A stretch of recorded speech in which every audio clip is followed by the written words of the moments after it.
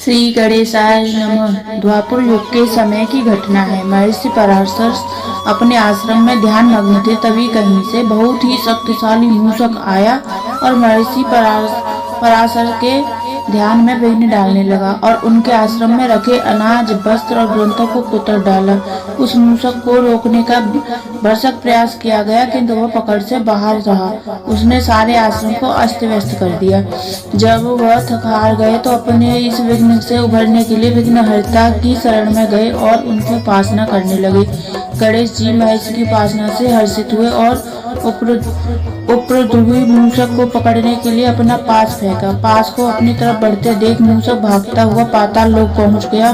पास ने उसका पीछा न छोड़ा और उसे बांधकर गणेश जी के सामने रख दिया। गणेश जी की बलिष्ठ काया को देखकर वह उसका स्तवन करने लगा। गणेश जी उसकी स्तुति से खुश हुए और बोले, तुमने महेश पराशर के आश्रम में इतनी उथल पुथल क्यों मचाई? यही नहीं, उनका ध्यान भी भंग किया। मूषक कुछ न बोला, चुपचाप खड़ा रहा। गणेश जी आगे बोले, अब तुम मेरे आश्रय में हो, इसलिए जो चाहे मुझसे मांग लो। गणेश जी के मुख से ऐसे वचन निकलते ही मूषक का घमंड उत्पन्न हुआ और वह बड़े गर्व से गणेश जी को बोला, मुझे आपसे कुछ नहीं चाहिए। हाँ, अगर आप चाहें तो मुझसे कुछ मांग सकते। गणेश जी उसकी बात सुनकर मुस्कुराए और बोले, ठीक है मूषक, अगर तुम मुझे देना चाहते हो तो तुम मेरे वाहन बन जाओ।